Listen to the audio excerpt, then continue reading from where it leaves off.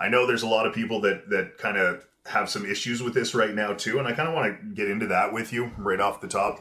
Yeah. I when I like I said, when I put up the preview for this podcast, it was the biggest response I've ever had for a podcast so far. Most people just very excited to hear what you guys had to offer, but there was a couple of people that reached out and they said, "Well, do you know about the issues with that?" And I said, "No, tell me." And they said, "Well, there are some areas in Mexico where they're doing this travel healthcare, and the doctors are jacking their prices, and it's basically pricing the locals out of their health market."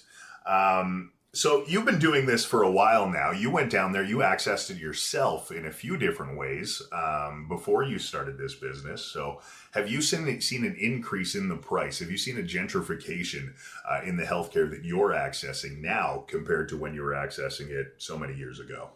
Yeah. You know what? That's interesting. And I'm not going to say that hasn't happened or it doesn't exist.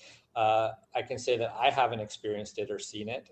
There is part of me that maybe makes me feel like this could be the news potentially taking advantage of a situation. And it's a different subject, but similar in regards to there's been some protests in Mexico City as of late, but in regards to rents going up.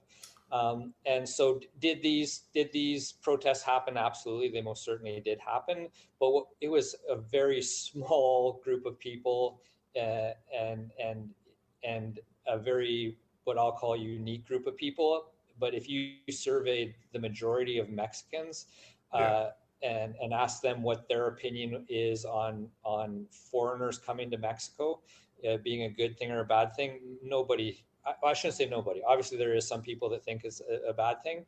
Yeah.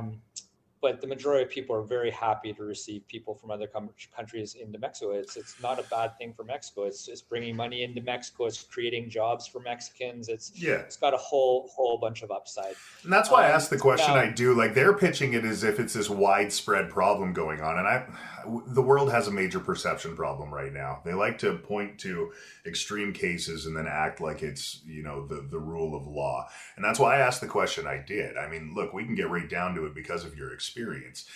You accessed this 25 years ago when, this health travel thing wasn't, broadcast on the internet like it is right now and as popular as it is right now. So we can get right down to the data of the system you're working in right now.